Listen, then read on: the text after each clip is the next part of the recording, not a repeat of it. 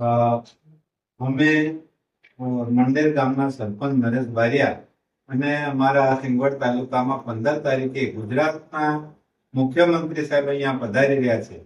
મામલતદાર કચેરીનું ઉદ્ઘાટન કરવા માટે પધારી રહ્યા છે. ત્યારે અમારી માંગ એ છે કે મારા મંડેર ગામમાં 5 રસ્તા હું વર્ષોથી માંગુ છું. એક રસ્તો તો એવો છે કે મંડેરથી તારમી જતો એ 2001 થી લગભગ 10 વખત નારિયેળીના જસવંતસિંહ ભાભોર જે સંસદ સભ્ય છે તેના દ્વારા ખોલવામાં આવે છે. તો આ રસ્તા હજી સુધી બન્યા નથી. તો મુખ્યમંત્રીને મળવા માટે સમય માંગુ છે.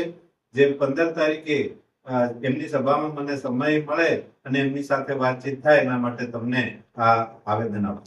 હું છું નરેશ બારિયા. તમામ મિત્રોને નમસ્કાર. દાહોદ જિલ્લામાં સિંગવડ મુકામે 15 તારીખે ગુજરાતના મુખ્યમંત્રી ભૂપેન્દ્રસિંહ પટેલ સાહેબ અહીંયા પધારી રહ્યા છે. ત્યારે જે સભા સિંગવડ મુકામે થઈ રહી છે તેમાં હું મંડેરના સરપંચ તરીકે તેમની પાસે મળવા માટેનો સમય માંગુ છું. મારે ખાલી 10 મિનિટ તેમને મળવું છે અને એમાં મારી રજૂઆતો છે. એમાં મારા 5 રસ્તા અમે વર્ષોથી માંગીએ છીએ. એક રસ્તો મંડેર ઘાટીથી તારમી સુધીનો છે. જે રસ્તો લગભગ આપણા સંસદ સભ્યના જસવંતસિંહ ભાભોરે 10 વખત નારિયેળ ફોડ્યા છે પણ હજી સુધી મંજૂર થયો નથી. એક બીજો રસ્તો છે કે મંડેર તળાવથી સીમાડા સુધી સંગાડા ફળિયામાં રસ્તાની માંગ કરી છે. જે ડામર રસ્તાની માંગ છે તે પણ હજી થયો નથી. સાથે સાથે નાની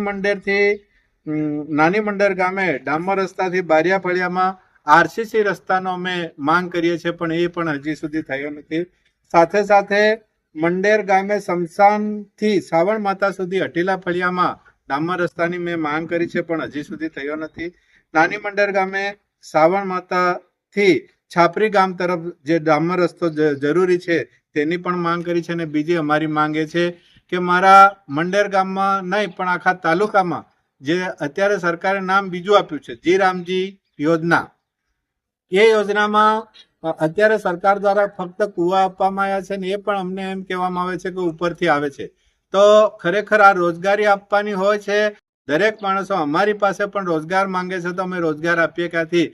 તો એનો સવાલ અમે મુખ્યમંત્રી સાહેબને પૂછવા માંગીએ છીએ. તેથી જે સભામાં એ આવવાના છે એ સભામાં અમને 15 મિનિટ એ સાહેબ આપે એવી અમારી માંગ છે. અમે લોકોના અવાજ માટે એમને મળવા માંગીએ છીએ. અમારા ઘરના કામ માટે મળવા માંગતા નથી. તો આ મંડેરના અમારા 5 રસ્તા છે. સાથે સાથે જી રામજી યોજના અમારા કીધા વગર ઉપરથી થાય છે એ અમારે જોઈતું નથી. ખરેખર લોકો સુધી કામ પોકે, શેડ હોય, ચેકડેમ હોય, આરસીસી રસ્તા હોય, એ લોકો સુધી પોકે અને લોકોને રોજગારી મળે એના માટે અમારી આ સિંગવડની ટીમ છે એ સાહેબને મળવા માંગે છે. તો અમને મામલતદાર સાહેબને પણ અમે અરજી આપી છે અને સાથે સાથે ટીડીઓ સાહેબને પણ આપી છે. તો અમને આ સમય ફાળવીને મુખ્યમંત્રી સાહેબ સાથે મુલાકાત કરાવે સભામાં અને અમારા જે પ્રશ્નો છે એને વાચા આપે એવી અમારી માંગ છે. સિંગવડ તાલુકામાં લાંબા ટાઈમથી અહીંયા ભાજપનું 30-35 વર્ષ શાસન રહ્યું છે.